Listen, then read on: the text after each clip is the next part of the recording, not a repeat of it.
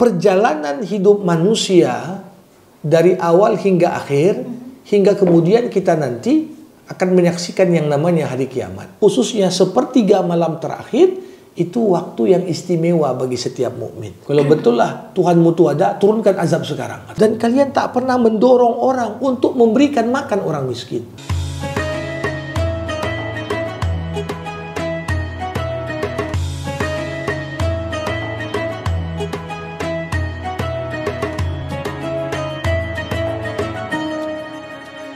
Bismillahirrahmanirrahim. Assalamualaikum warahmatullahi wabarakatuh. Sahabat Al-Quran, Alhamdulillah kita kembali bertemu dalam menyelami rahasia Al-Quran. Mudah-mudahan sahabat Al-Quran yang menyaksikan tayangan kita kali ini dalam keadaan sehat selalu ya. Dan tentunya selalu bersemangat untuk menambah ilmu pengetahuan kita mengenai makna-makna yang terkandung di dalam Al-Quran. Nah, sahabat Al-Quran, seperti biasa ya, kita sudah bersama dengan Ustadz Zamak Syarih Hasbullah Thayyib di sini. Assalamualaikum warahmatullahi wabarakatuh, Ustadz. Waalaikumsalam warahmatullahi wabarakatuh. Baik, ini kita sudah masuk ke episode 90, sahabat Al-Quran, dan kita akan membahas mengenai surah Al-Fajr, yang artinya adalah fajar begitu. Nah, kalau berbicara mengenai fajar, kita tahu waktu fajar itu adalah waktu yang terbaik juga ya, yang dia tahu begitu untuk kita kemudian beribadah, berdoa begitu kepada Allah Subhanahu wa taala. Tapi kira-kira seperti apa sebenarnya makna yang terkandung di balik surah Al-Fajr ini? Langsung saja kita bahas bersama dengan Ustadz. Ustadz, ini kita geser dulu. Oke. Ustadz, ini mengenai surah Al-Fajr ya, begitu. Kalau kita berbicara mengenai judulnya terlebih dahulu, Ustadz, Fajar begitu. Sebenarnya apa makna di balik judul surah ini, Ustadz, Al-Fajr ya. tersebut? Bismillahirrahmanirrahim. Alhamdulillahirabbil alamin. Wassalatu wassalamu ala asyrafil anbiya'i wal mursalin wa ala alihi wa sahbihi ajmain. Saudari Widya dan seluruh sahabat Al-Quran, surah ini memang namanya surah Al-Fajr. Dan ini tidak lepas dari pembuka surah ini, di mana Allah bersumpah dengan salah satu waktu ciptaannya, wal fajri, demi waktu fajar. Ketika Allah Subhanahu wa taala bersumpah terhadap satu objek ciptaannya, maka sumpah itu minimal mengandung 3 makna. Yang pertama, sumpah itu adalah cara orang Arab untuk mengambil perhatian lawan bicara.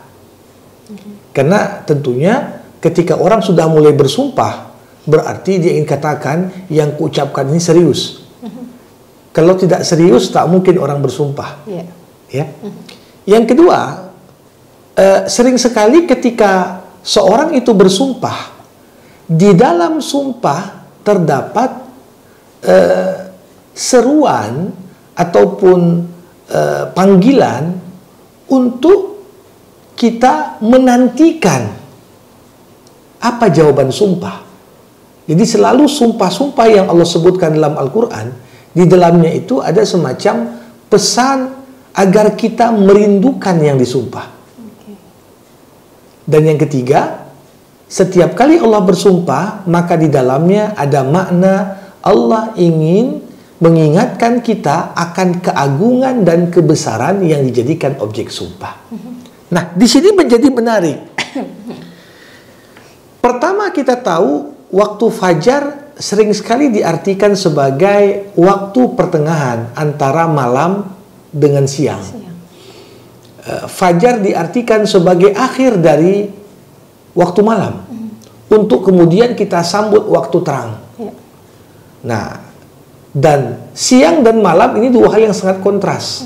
Malam biasa untuk istirahat, kita kemudian tidak disibukkan dengan berbagai aktivitas yang ada. Idealnya malam adalah waktu rehat, di mana biasanya orang itu lebih pasif di malam hari. Ini berbeda dengan waktu fajar. Ketika seorang bangun untuk fajar, tentunya dia juga bersiap-siap untuk mengawali harinya dengan berbagai aktivitas yang akan dilakukan. Maka fajar sering dijadikan sebagai simbol dari sebuah kebangkitan. Simbol kelahiran satu aktivitas.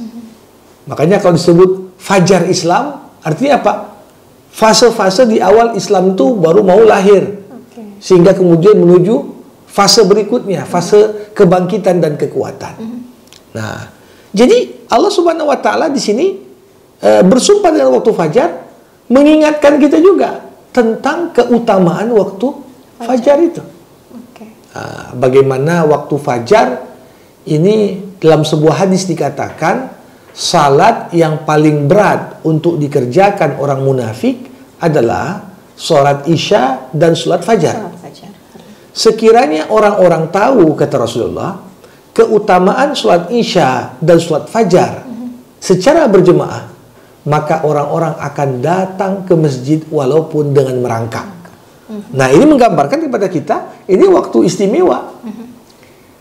Inna Qur'an al-fajri kana mashhuda, dalam firman Allah ini. Sesungguhnya salat fajar itu dipersaksikan. Karena waktu fajar juga waktu pergantian shift malaikat malam dengan malaikat pagi. Jadi ini hal-hal yang begitu banyak tentunya menggambarkan kepada kita. Tetapi sebenarnya kenapa Allah membuka surah ini dengan sumpahnya dengan waktu fajar? Dan apa kaitannya dengan tema utama dari surah ini? Kalau kita melihat secara umum 30 ayat dalam surah Al-Fajr ini lebih banyak berkaitan sebenarnya tentang perjalanan hidup manusia dari awal hingga akhir, hingga kemudian kita nanti akan menyaksikan yang namanya hari kiamat. Ya. Nah, kenapa pembicaraan tentang kiamat justru dimulai dengan sumpah dan waktu fajar? Karena biasanya orang itu fajar ini sering diartikan dengan pembukaan satu fase, sedangkan kematian dan kiamat sering diartikan dengan akhir dari sebuah perjalanan. Jadi seakan-akan Allah ajak kita renungkan waktu fajar itu. Bayangkan berapa jauhlah engkau akan berjalan di dunia ini untuk menghabiskan waktu hingga ajal menjemputmu kembali. Nanti kiranya akan datang hari kiamat di mana kau akan mempertanggungjawabkan amalanmu, dan itu semua sesuai dengan waktu fajar. Waktu fajar, waktu di mana kita bangun pagi, pikiran masih fresh. Justru di momen seperti ini paling sering seharusnya kita gunakan untuk merenung perjalanan hidup kita. Apa yang sudah kau buat? Berapa yang tersisa dari hidupmu? Dan ini akan nampak cocok nanti kita lihat di akhir surah Allah bercerita tentang nafsu mutmainnah. Nafsu mutmainnah ini orang yang dalam hidupnya sudah sampai pada tingkatan nafsu yang luar biasa. Dia ridho kepada apapun ketetapan Allah, dan Allah pun ridho dengan sikapnya merespon ketetapan Allah itu. Inilah adalah sebaik-baiknya kedudukan seorang hamba ketika dipanggil Allah. Jadi kembali waktu fajar, isyarat awal langkah kita. Ibarat kita lahir di waktu fajar, nanti kita akan kembali di waktu malam kepada Allah Subhanahu wa taala. Baik, Masya Allah. Nah, pentingnya waktu fajar itu ya Ustaz, yang kita tahuin gitu. Nah, kita kebanyakan ketika bertemu dengan waktu fajar masih sibuk tidur begitu Ustaz ya. Udah ada panggilan azan subuh juga kita masih terlelap gitu. Oke, kita langsung ke poin pertama, sahabat Al-Quran, yaitu adalah mengenai sumpah Allah dengan binasanya kaum pendusta para rasul. Nah, seperti apa kisahnya Ustaz? Kalau kita perhatikan dari awal surah hingga ayat ke-14, di sini di 5 ayat pertama Allah membuka bagian ini dengan beberapa sumpah Allah. Dan sumpah ini berkaitan erat nanti dengan jawaban sumpah yang akan kita kaji. Pertama, sumpah Allah dengan waktu fajar. Tak diperdebatkan lagi keutamaan waktu fajar. Doa di waktu fajar sangat makbul. Ya. Kemudian yang kedua, walayalin asyar. Demi 10 malam. Maksudnya ini gimana Ustaz? 10 malam ini apa? Di sini ada 2 pendapat yang paling kuat di kalangan para ulama dari tafsiran-tafsiran yang lain. Ada yang menafsirkan 10 malam ini dengan 10 malam terakhir Ramadan. Kita tahu 10 malam terakhir Ramadan itu malam di mana kita disuruh untuk mengintai Lailatul Qadar. Malam yang kalau kita beramal soleh di dalamnya, keutamaan amal soleh kita sama seperti kalau kita beribadah 1000 bulan. kurang lebih 83 tahun lebih. Usia kita saja belum tentu sampai 80-an. Jadi ini suatu hal yang cukup luar biasa. Ada lagi yang menafsirkan walayalin asyar ini sebagai 10 malam pertama dari bulan Zulhijjah. Karena ada hadis Nabi yang mengatakan tidak ada satupun hari dalam setahun seorang beramal soleh di dalamnya lebih baik daripada beramal soleh di 10 hari pertama bulan Zulhijjah. Jadi masuk malam 1 Zulhijjah sampai dengan malam 10 Zulhijjah, dan kita tahu 10 Zulhijjah hari raya Idul Adha. Ya, 10 hari pertama itu semua amal soleh silahkan dilakukan. Ya, karena ini termasuk di antara sebaik-baiknya hari dalam setahun. Kalau malam terbaik dalam setahun malam Lailatul Qadar, maka siang hari terbaik dalam setahun adalah siang hari Arafah, tanggal 9 Zulhijjah. Jadi ini juga menggambarkan betapa waktu-waktu yang beredar dalam kehidupan kita memiliki nilai keberkahan yang berbeda-beda. Ada waktu lebih istimewa daripada yang lain. Sehingga orang yang cerdas adalah orang yang senantiasa tidak menyia-nyiakan waktu-waktu istimewa yang berlalu dalam hidupnya. Nah, 2 waktu fajar dan 10 malam pertama bulan Zulhijjah atau 10 malam terakhir bulan Ramadan. Kemudian yang ketiga, wasyaf'i wal watar. Demi malam yang genap ataupun malam yang ganjil. Ya, kadang-kadang kita ini sering sekali memang Nabi Muhammad mengatakan kalau mau malam Lailatul Qadar carilah malam yang ganjil. Sehingga kita hanya ramikan yang ganjil saja. Yang genap tidak. Padahal Allah katakan di sini demi yang genap dan yang ganjil. Di sini bisa berkaitan dengan malam genap dan malam ganjil, bisa juga genap dan ganjil secara umum.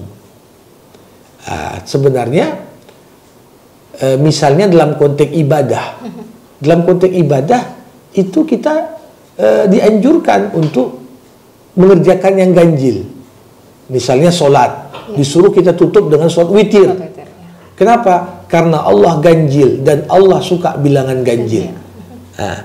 Tapi bukan berarti amal-amal kebaikan lainnya tidak kita lakukan yang sifatnya bilangannya genap. Ya, artinya berapa banyak kalau kita menyumbang untuk orang, genapkan sumbanganmu. Jangan kemudian kita berhitung-hitung. Lebih banyak ketika akan memberi kepada orang lain. Yang keempat, walaili idza yasar, dan demi malam apabila telah berlalu.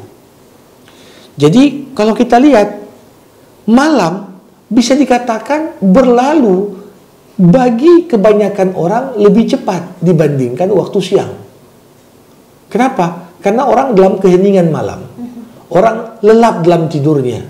Dan ketika kita menikmati waktu malam, terasa waktu malam itu berlalu dengan begitu cepat. Nah, maka setiap detik yang berlalu di waktu malam itu sangat berharga sekali. Apalagi di malam hari, khususnya sepertiga malam terakhir, itu waktu yang istimewa bagi setiap mukmin. Allah membuka pintu sebesar-besarnya. Yang mau minta silahkan ajukan, yang mau minta ampun silahkan beristighfar dan minta ampunan. Itulah waktu yang begitu istimewa. Seakan-akan Allah katakan, demi malam apabila berlalu, apabila kau biarkan malammu berlalu begitu saja tanpa engkau siapkan waktu bermunajat kepada Tuhanmu, maka ini begitu merugilah orang-orang yang demikian. Nah, sebenarnya kondisi umat Islam bisa kita ukur dari bagaimana kondisi malam yang dilalui oleh umat Islam.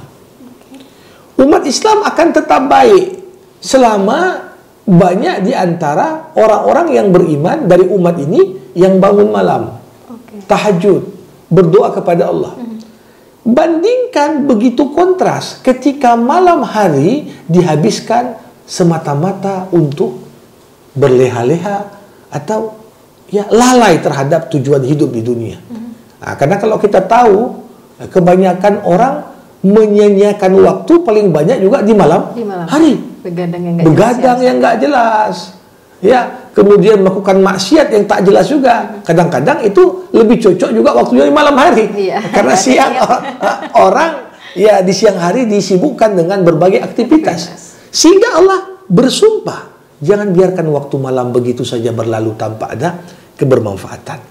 Nah, dan di sini di ayat kelima, hal fi dzalika qasamun lidzi hijr.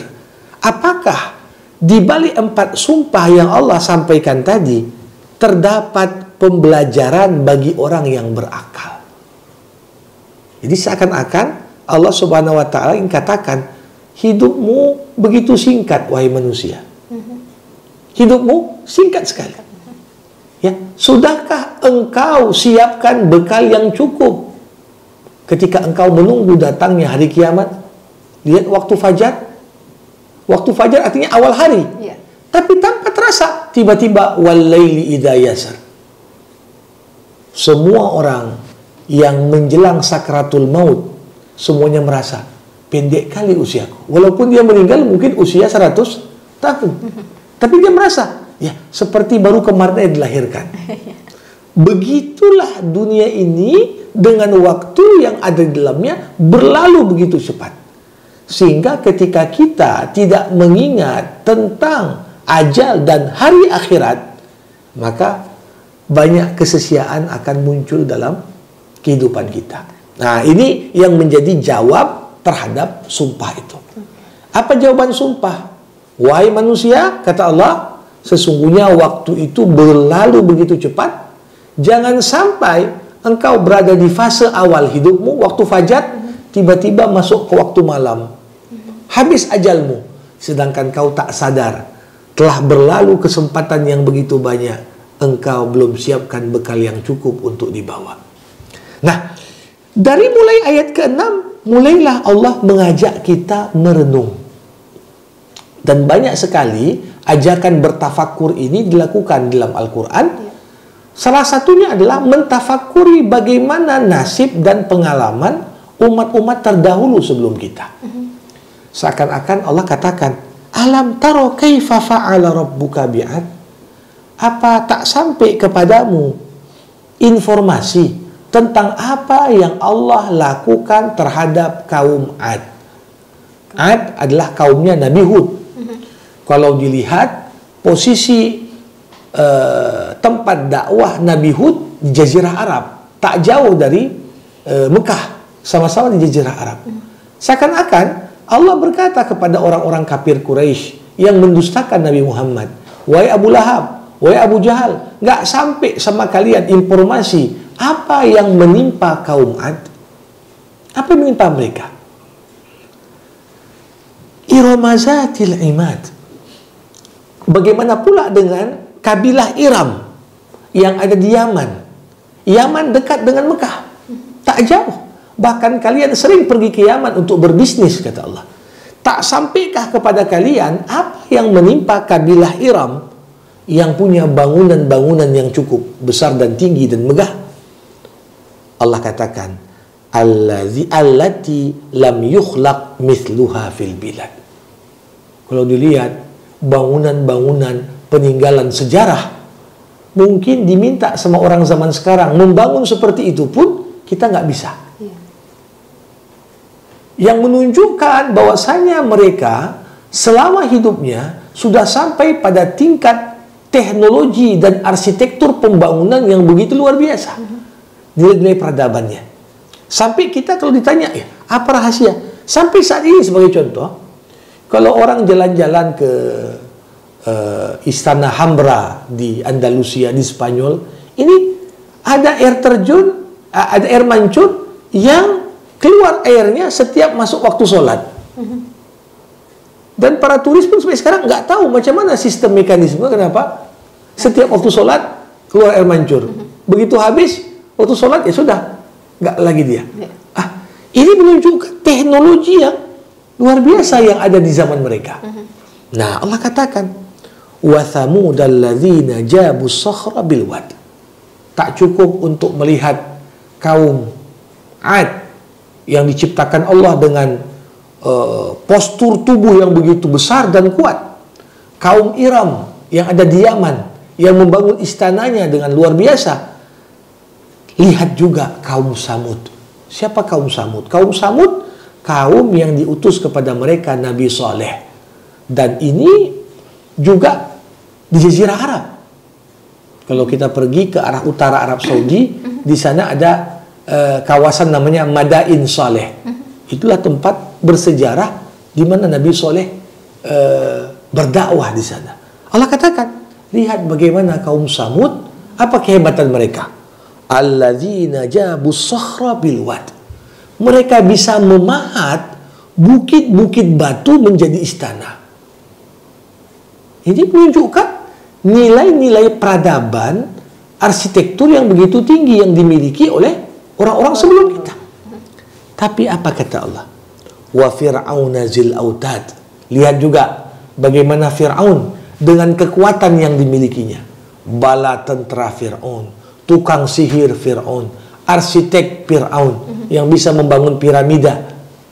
Berarti umat-umat terdahulu yang Allah binasakan tidak kalah hebatnya dengan capaian manusia modern. Ya, bahkan banyak rahasia mereka sampai sekarang orang masih bingung teknik ya yang dipakai mumi supaya tidak busuk. Ya, artinya ini banyak hal-hal yang menjadi misteri sampai sekarang. Bagaimana dibangun piramida itu? Ya, sedangkan mereka belum punya alat angkat berat, ya. Bagaimana mereka mengangkat yang sampai sekarang mungkin belum ada tandingan. Ya. Di sini Allah katakan, apa yang membuat mereka itu sama? Alladzina taghaw fil bilad. Baik kaum Ad, kaum Samud, kaum Iram, Fir'aun, semuanya punya satu benang merah yang membuat mereka sama. Apa itu? Alladzina taghaw fil bilad. Mereka itu berbuat sewenang-wenang di dalam negeri. Sewenang-wenang artinya apa? Melakukan semau mereka tanpa ada aturan. Yang kuat memakan yang lemah. Yang kaya mengeksploitasi yang miskin. Yang menjabat, ya, menganiaya yang artinya tidak punya jabatan. Begitulah gambaran. Dan mereka melakukan segala kezaliman tadi dengan merasa gak akan ada yang bisa meminta pertanggungjawaban kepada kami. Lihat bagaimana Fir'aun membunuh anak-anak laki-laki yang dia khawatir akan menjadi penghancur dinastinya. Lihat bagaimana kaum Samud membunuh seekor unta yang Allah jadikan sebagai mukjizat Nabi Saleh. Lihat bagaimana kaum Ad ini menantang Allah dan menantang Nabi Hud. Kalau betul lah Tuhanmu itu ada, turunkan azab sekarang katanya. Jadi ini kalau kita lihat semuanya menunjukkan benang merah yang ada pada mereka adalah sama-sama berlaku sewenang-wenang di negeri. Nah, karena mereka berlaku sewenang-wenang, Allah katakan fa'aktharu fihal fasad. Kerusakan tersebar di mana-mana. Rusak akhlak, rusak lingkungan, rusak ya apapun yang Allah Subhanahu wa taala ciptakan pertama kali tidak ada yang sifatnya rusak. Semua yang diciptakan Allah semuanya dalam bentuk yang bagus. Tapi ketamakan manusialah yang kemudian merusak alam semesta. Maka dari itu Allah hukum. Fasabba alaihim rabbuka sawta azab inna rabbaka labil mirsad. Maka Allah Subhanahu wa taala menimpakan cemeti azab kepada mereka dan Allah Maha mengawasi apapun yang manusia buat. Jadi azab tadi adalah opsi terakhir. Ketika Allah sudah berikan peringatan demi peringatan, tidak juga ada respon untuk kembali kepada Allah, maka diturunkanlah azab. Ya, azab di dunia begitu cepat datang bagi orang yang tidak pernah memperhitungkannya. Nah, jadi ini 14 ayat pertama yang cukup jadi renungan bagi kita. Ya, pikirkan tentang akhirat karena waktu berlalu begitu cepat. Jangan-jangan nanti turun azab sedangkan kita belum bersiap-siap apapun untuk membawa bekal yang cukup kepada Allah. Oke, baik. Nah ini kalau kita berkaca di waktunya sekarang juga ya Ustadz ya, manusia masih banyak melakukan tindakan sewenang-wenang begitu Betul dalam negeri, sekali. dan kemudian juga banyak bencana yang sudah terjadi. Ya. Nah ini kita harus bijak juga ya Ustadz ya untuk melihat ini apakah memang hanya sekedar bencana, bukan begitu juga begitu ya Ustadz, tapi ini termasuk azab dari Allah juga begitu. Iya, kalau manusia hanya sekedar berpikir akan membuat kita mencari faktor-faktor penyebab material terjadinya bencana. Terjadi gempa, kenapa? Oh, ada gerak lempengan. Nah, terjadi banjir, oh kenapa? Gorong-gorong tersumbat. Tapi apakah ini cukup? Tidak. Kita nggak hanya disuruh berpikir, tapi kita disuruh bertafakur. Tafakur artinya menggali lebih dalam. Kenapa terjadi gempa di Cianjur? Kenapa terjadi banjir di kota Medan misalnya? Apa masalahnya? Apa pesan Allah di balik banjir? Apa pesan Allah di balik gempa? Apa pesan Allah di balik longsor? Kenapa longsor kena di daerah ini, bukan daerah yang lain? Nah, di sini bukan hanya sekedar kita berkutat pada diskusi faktor-faktor material, tapi kita juga didorong untuk memperbaiki aspek spiritualitas kita supaya memperbaiki hubungan dengan Allah Subhanahu wa taala. Oke, baik, siap.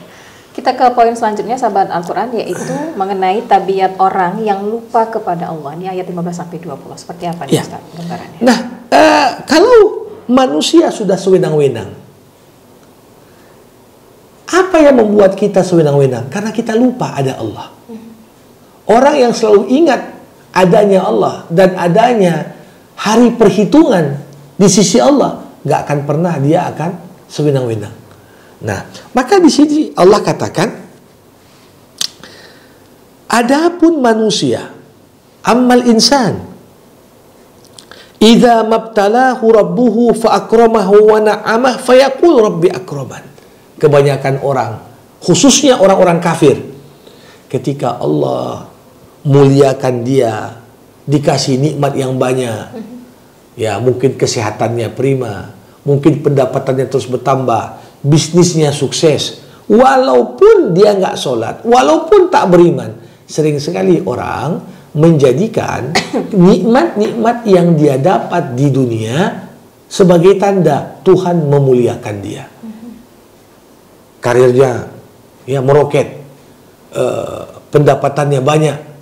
Orang mengatakan, ya kalau di dunia aja uangku banyak, nggak mungkin di akhirat tak ada. Jadi dia sering sekali menganalogikan kondisi mendapatkan banyak nikmat seakan-akan Allah ridho dengan perbuatannya. Padahal boleh jadi itu adalah istidraj. Dikasih nikmat banyak padahal ingin dilalaikan.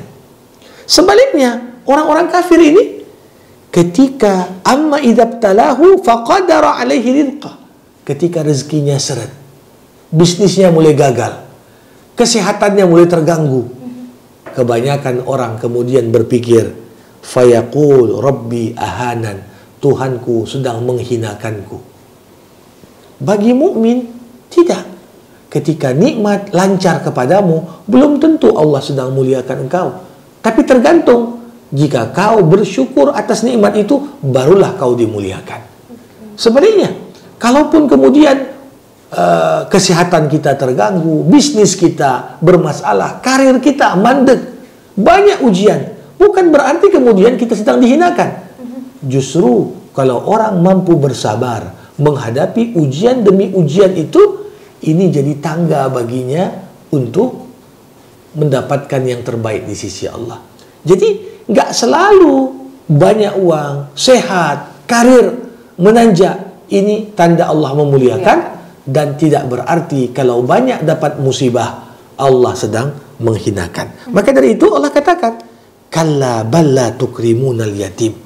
Kebanyakan dari kalian tidak pernah memuliakan anak yatim. Gimana Allah mau memuliakan kita, sedangkan kita nggak pernah muliakan anak yatim? Ya, baru tinggal anak yatim waktu mau pemilihan. Wah, panggil anak yatim. Ya, tapi di hari-hari biasa anak yatim tak pernah dipedulikan. Ketika sakit, udah panggil anak yatim biar berdoa. Seakan-akan hanya di waktu-waktu tertentu saja seorang itu ingat anak yatim. Allah katakan, kalian tak memuliakan anak yatim. Wala tahadduna ala ta'amil miskin. Dan kalian tak pernah mendorong orang untuk memberikan makan orang miskin. Jadi tanggung jawab kita itu bukan hanya memberi makan orang miskin, tetapi mengajak orang untuk ikut bekerja sama memberikan makan orang miskin. Nah, jadi jangan proyek-proyek kebajikan, Jumat berkat, bagi nasi. Ya ajak orang banyak. Ayo ikut bersama kita apa? Ada yang kasih makan, ada yang kasih buah, ada yang kasih minum. Ya, ada yang mungkin memberikan buku, ada yang memberikan Quran. Jadi mendorong orang memberikan makan pun itu sebuah kebaikan yang besar di sisi Allah. Kemudian wa ta'kuluna turatha aklan lamma wa tuhibbunal mala hubban jamma. Kebanyakan orang apa? Memakan harta warisan dengan mencampur baurkan yang halal dan yang haram. Wa ta'kuluna turath. Ya kadang-kadang kalau udah cerita bagi warisan yang bukan hak kita pun, kalau bisa dapat ya kita ambil. Ya, tak jarang kadang-kadang membagi warisan ini menjadi sumber malapetaka, perpecahan dalam keluarga. Kenapa? Orang tak peduli lagi itu hak dia atau tidak. Yang penting aku dapat banyak. Bukan hanya itu, wa tuhibbunal mal hubban jamma. Banyak manusia mencintai harta dengan kecintaan yang berlebihan.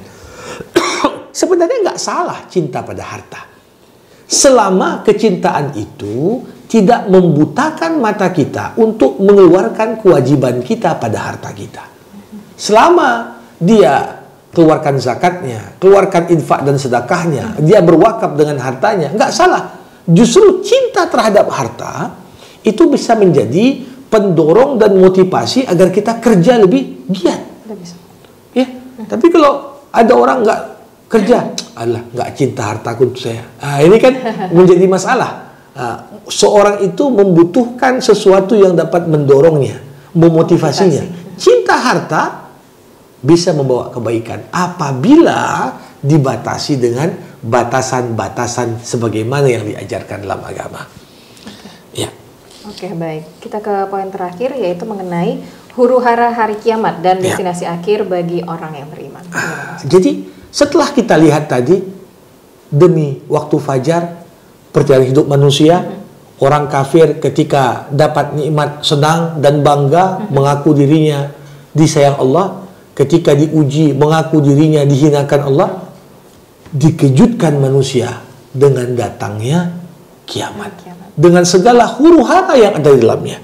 Kalla idza dukkatil ardu dakka dakka. Sekali-kali tidak, wahai manusia, ketika bumi ini diguncang berturut-turut. Kalau gempa bumi aja skala Richter sekian, radius sekian kilometer, sudah orang udah kalang kabut. Bagaimana pula ketika semua bumi, semua permukaan bumi digoncang. Waja'a rabbuka wal malaku saffan saffa. Di saat manusia dikumpulkan di padang mahsyar, datanglah Allah bersama malaikat dalam rapisannya, dalam barisan yang begitu rapi. Waji'a yawma idzin bi jahannam yatadzakkarul insan anna lahu dzikra. Di saat manusia dihadapkan dengan momen pertanggungjawaban amal, barulah dia teringat. Dia teringat. Ya, apa yang sudah aku buat di dunia? Sekarang tinggal masa ditampilkan apapun yang kita buat di dunia. Tidak bisa lagi beramal. Di saat kita kepengen untuk beramal, di saat kita pengen dibalikkan ke dunia walaupun hanya beberapa menit untuk sedekah, untuk sujud, untuk menyambung silaturahim, untuk saling memaafkan. Di momen itu, yaqulu ya laitani qaddamtu li hayati. Berkata manusia, sekiranya lah aku mengerjakan banyak kebaikan di saat aku masih punya jatah hidup. Waktu berlalu begitu cepat. Ya, makanya dikatakan dalam sebuah hadis, manusia itu ibarat tertidur. Begitu datang sakratul maut, baru kita terbangun dari tidur pulas kita, dan di situ sudah tidak punya kesempatan lagi untuk bertobat, beramal soleh dan lain sebagainya. Nah, fayawma idzin la yu'adzibu 'adzabahu ahad. Tidak ada satupun orang yang mengazab dan memberikan balasan dengan adil sebagaimana balasan yang Allah berikan. Nah, wala yuthiqu wathaqahu ahad. Tidak ada seorang pun yang dapat mengikat seperti ikatannya Allah. Artinya kalau Allah sudah ngikat, nggak ada yang bisa lari. Ya. Nah, di sini penutup surah menggambarkan kepada kita tidak semua kematian mengerikan. Justru ada sebagian kematian yang begitu indah, membawa pesona oleh orang-orang yang mengalaminya. Ketika kita meninggal, justru Allah menyambut kita dengan panggilan begitu indah. Ya ayyatuhan nafsul mutmainnah. Wahai jiwa hambaku yang sudah sampai pada tingkatan tenang, mutmainnah. Tidak ada lagi yang membuat dirinya merasakan gundah gulana, karena dia tahu yang terpenting adalah mencapai ridho Tuhannya. Di momen itu Allah berkata, irji'i ila rabbiki radiyatan mardiyah. Baliklah kau kepada Tuhanmu dengan kondisi kau ridho kepada Allah dan Allah pun ridho kepadamu. Nggak mudah bisa mendapatkan level nafsu mutmainnah. Ada orang yang dapat level ini lewat pelatihan yang cukup panjang dan lama. Dari muda dia jaga sholatnya, jaga puasanya, jaga ibadahnya, sehingga ketika meninggal dipanggil. Kadang-kadang orang mendapatkan level ini lewat ujian yang berat. Diuji dengan sakit bertahun-tahun, puluhan tahun sakit. Tapi ketika dia sabar, tiap hari dia sakit, gugurlah dosanya. Hingga ketika meninggal, dia sudah bersih hatinya untuk kembali kepada Allah. Ada orang yang dalam hidupnya diuji banyak sekali. Meninggal anaknya, meninggal pasangannya, gagal bisnisnya, ini dan itu. Tapi kalau dihadapi dengan bersabar, dia sampai pada tingkatan nafsu mutmainnah. Nah, maka dari itu Allah katakan, fadkhuli fi ibadi. Masuklah kau bersama hamba-hambaku yang lain yang udah duluan masuk surga. Wadkhuli jannati.